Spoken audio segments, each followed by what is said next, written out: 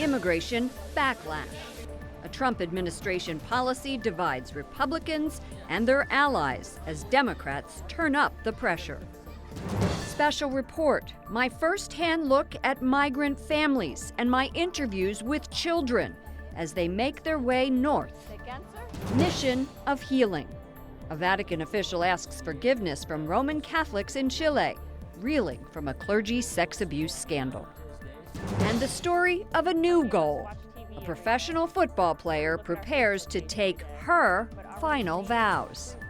On EWTN News Nightly for Monday, June 18th, 2018.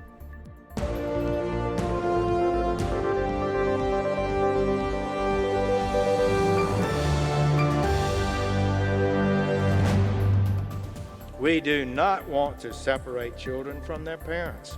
We do not want adults to bring children into this country unlawfully either. Attorney General Jeff Sessions defends the Trump administration policy of separating children from parents illegally entering the United States. He says the U.S. is dedicated to caring for them and calls on Congress to change the nation's immigration laws. Good evening from Washington, D.C., and thank you to those of you joining us from around the world for news from a Catholic perspective. I'm Lauren Ashburn. President Trump will not apologize for enforcing those laws. Tonight, we have team coverage of the issue dividing political parties, courts, and communities across America. First, I take you to a migrant shelter in Mexico, where last week families told me why they are fleeing their countries. It's gangs and crime. Children came running, arms outstretched to hug me, a stranger. All at Cafe Min have fled their country, sometimes alone, or with one, possibly two, parents. Hola, ¿y tu papá está aquí también o no? No. These girls don't have fathers. One died of cancer. The others? ¿Lo mataron? Killed by a Honduran gang.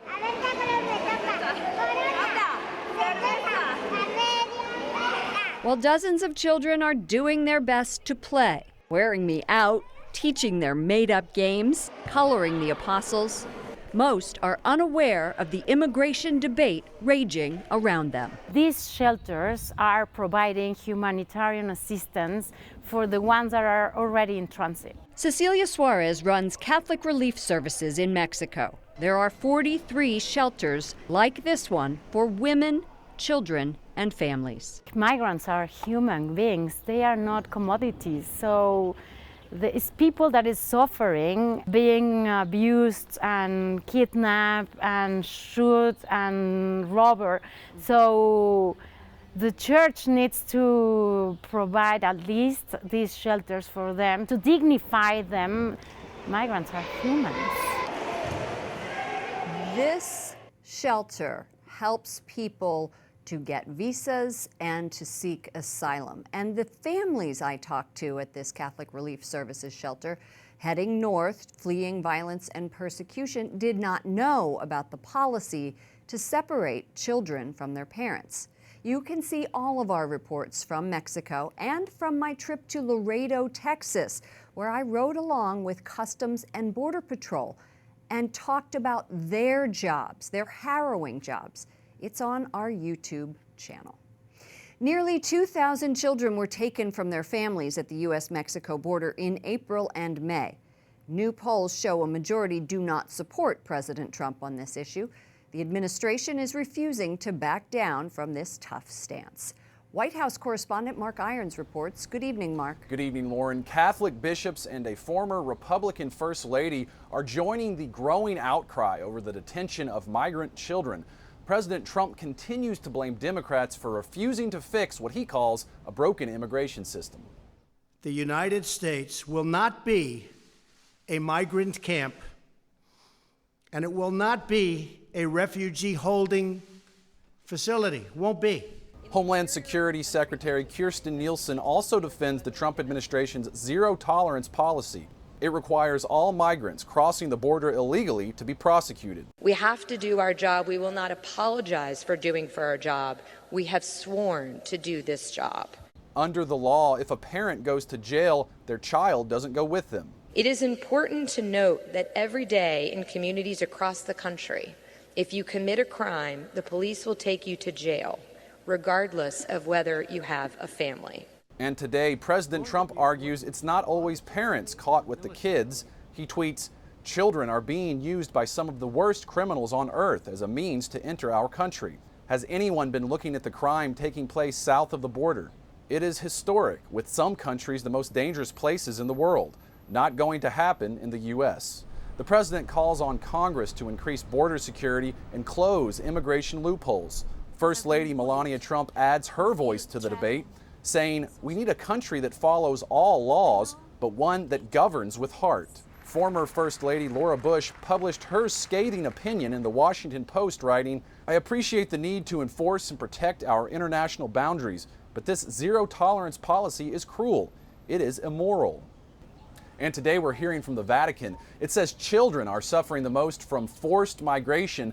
The comment comes in conclusions released after a Vatican-Mexico conference on international migration, but the statement made no explicit reference to the Trump administration's zero-tolerance policy. Lauren? White House correspondent Mark Irons, thank you. Democrats and some Republicans are demanding the Trump administration stop breaking up families at the border. The appeal comes as the U.S. House prepares to vote on a compromise immigration bill. Capitol Hill correspondent Jason Calvi continues our team coverage. Immigrants cling to the American dream, but these Democrats say the young detainees they visited in a Texas detention center are living a nightmare. You don't think a child who is in this facility, who has a 6x10 living area, by the way, a Supermax prison cell is 8x12, it's a 6x10 area, and you get out 2 hours a day. That, to I think a child 10 years old, is a prison. Some Republicans agree. It's heart-wrenching. It really is terrible. And I'll tell you, the fact that, going back to 2007 when President Bush tried to get comprehensive immigration reform, if that had been put in place, we wouldn't have this problem now. We would have more workers that have come from Latin America, and we would be solving our labor shortage. These Hondurans trekked 1,000 miles. Welcome to the land of the free by Border Patrol.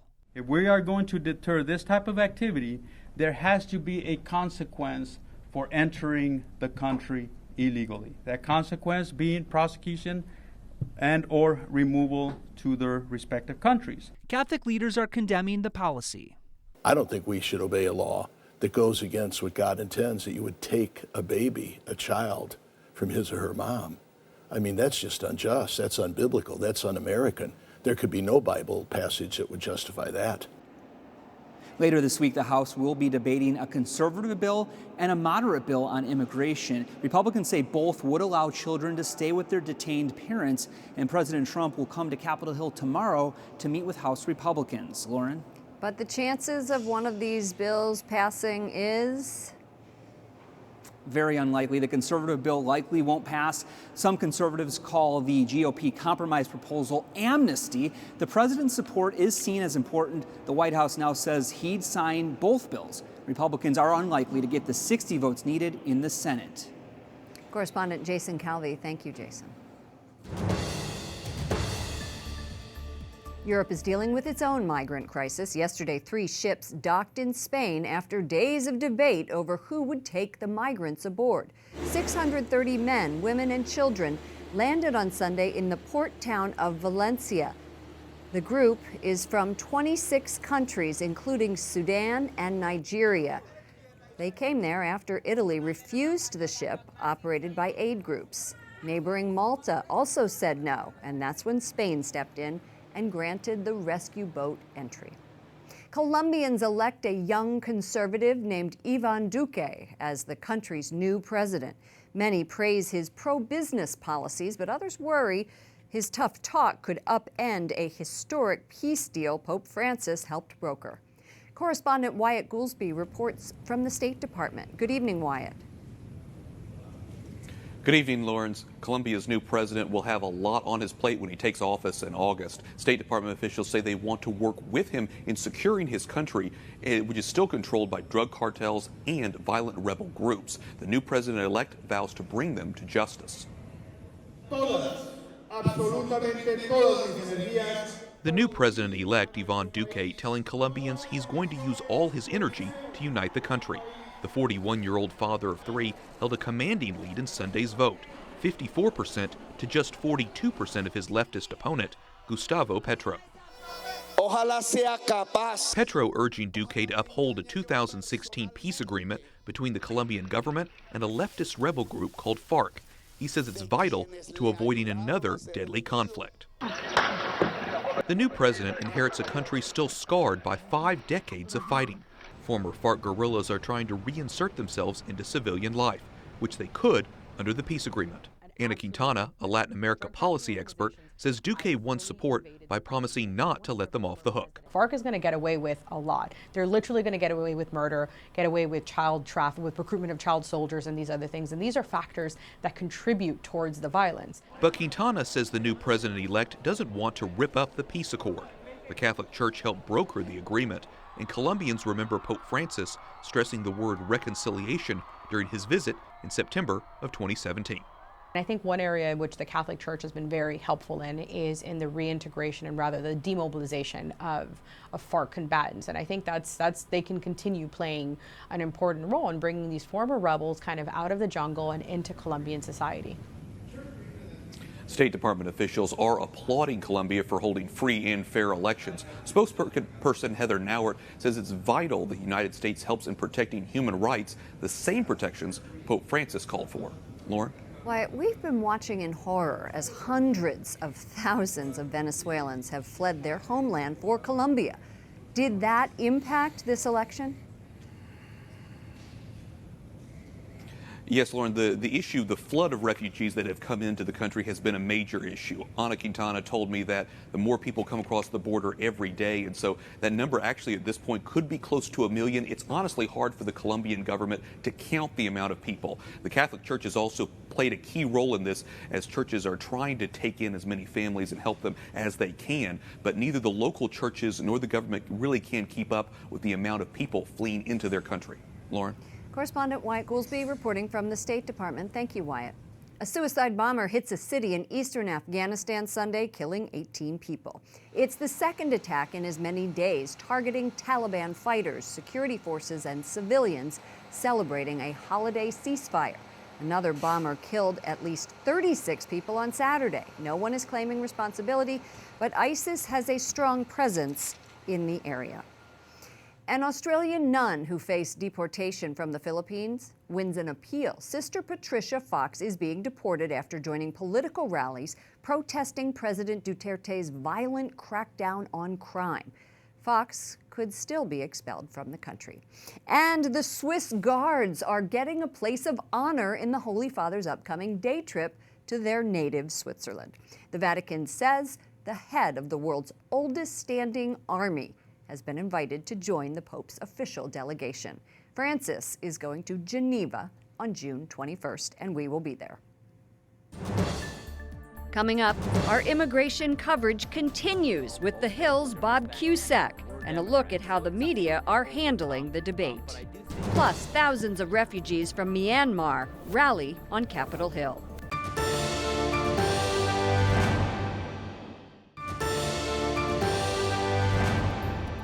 Earlier, we showed you images and footage of a government detention center in McAllen, Texas.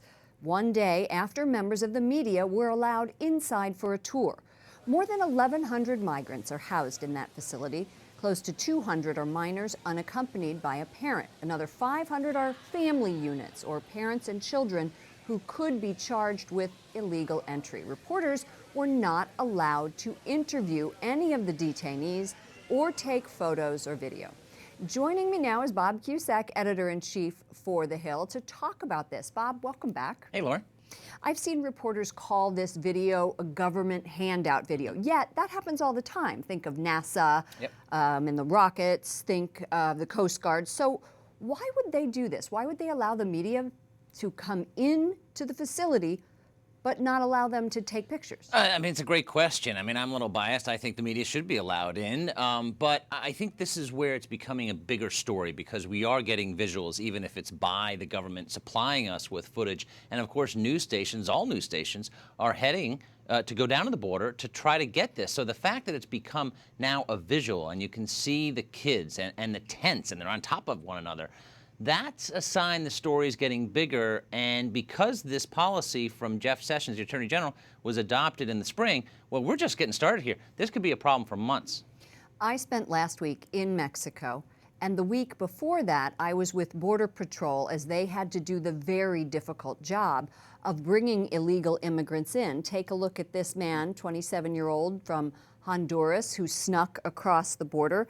They were eager to show me what they were doing. Border Patrol wanted me to see this arrest. So why not let us, the media, see what's happening in these detention centers? Well, certainly this is something from the White House. I think they might be scared of the White House because the White House is the one that is pushing, doubling down on this policy where congressional Republicans are getting very nervous that this story is going to dominate all summer into the fall up until the midterm elections. So the White House there could be a fear factor here. Don't let those reporters in, and we know that President Trump and the reporters don't have a very good I was just going to say that this is the latest crack in the relationship between President Trump and the media.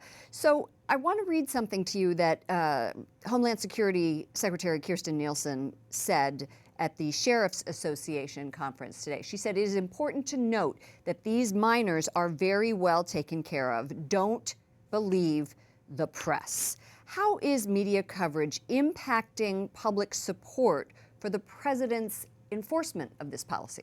I think the president's in a tough position here because of these visuals. Now Republicans and certainly those who support President Trump say, well, listen, these people shouldn't jump ahead of the other people, and we've got to have this type of zero tolerance policy so there'll be less of incentive to come to the United States.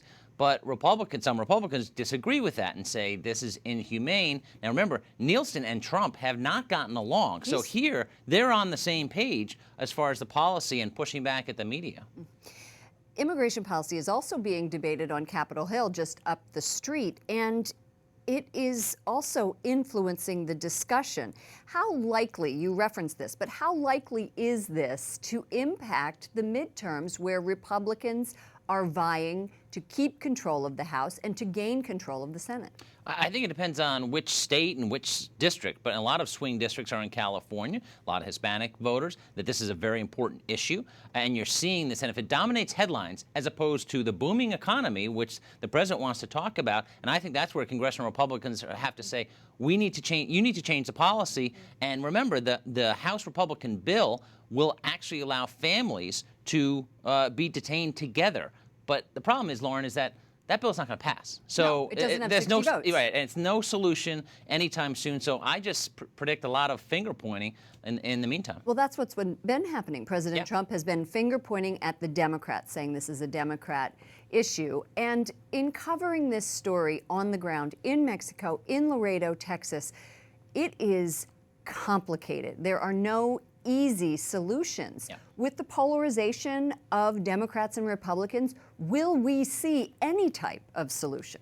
I don't think you're going to see any time a long-term solution. I think maybe the administration could tinker its policy, but Trump doesn't like to back down, especially on immigration. Now, remember also, immigration is very important to the Trump base. So he likes to do things that the base likes, and because it's his base of support. So that's where I think we're at this standstill. And as you saw, you just see a lot of suffering at the border.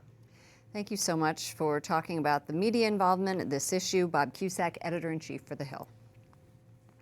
Hundreds of refugees from Myanmar protest human rights abuses by their military. Religious freedom advocate Frank Wolf is calling on U.S. lawmakers to come to their aid. Hold a hearing whereby people can come in and make their case. This is genocide. This is why it's genocide. This meets the UN declaration. This is it. And then lastly, once you conclusively conclude that it is either genocide or ethnic cleansing, then you're going to have to do something. The former congressman says the Trump administration needs to reimpose economic sanctions on the Myanmar government. Up next, the latest in the priest Chile sex abuse scandal. and what Pope Francis asked his envoy to do. And score! A story of one woman's final vows.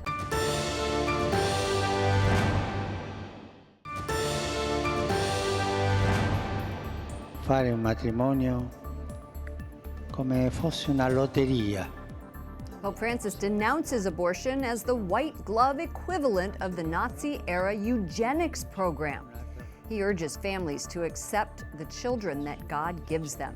Francis made the off-the-cuff remarks to an Italian family association. He also lamented what he calls a throwaway culture.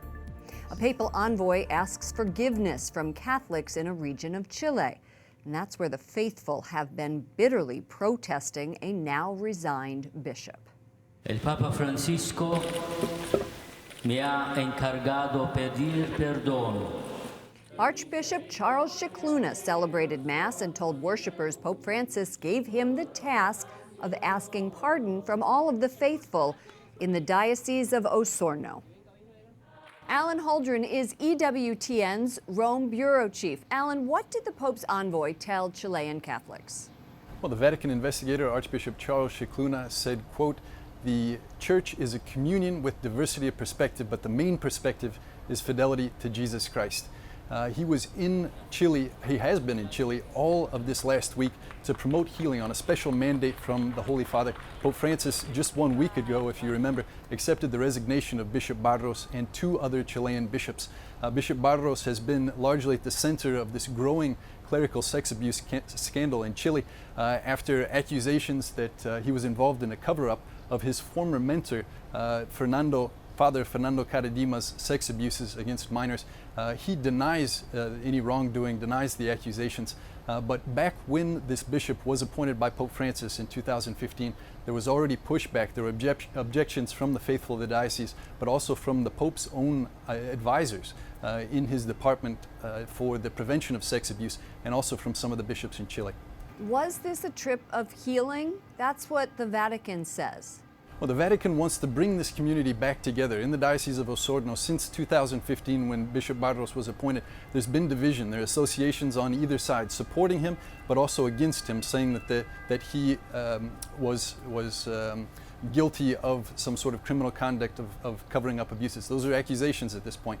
The 2 Vatican envoys, led by Archbishop Scicluna, but with his colleague, which is Monsignor Jordi Bertumeo, have been trying to bring those communities together. They had a special mass yesterday in which supporters and also opposers both came together. There were some people who stayed away because they said they were still looking for answers as to the evidence that brought about the resignation of Bishop Barros just a week ago. Is he going to report back to the Pope? Yes, Archbishop Scicluna will be coming back to Rome on the 19th in just a couple days' time. He's in Santiago de Chile right now. He's out of the Diocese of Osorno since yesterday, since he celebrated that special Mass.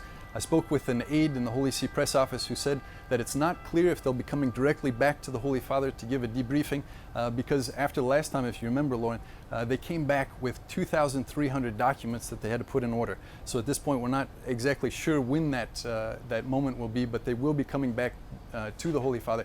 That was their mission, to report back to the Holy Father. Thank you so much, Alan Holdren, EWTN's Rome Bureau Chief. Thank you, Lauren. The Archdiocese of New York is fighting to keep Venerable Fulton Sheen from burial in Illinois.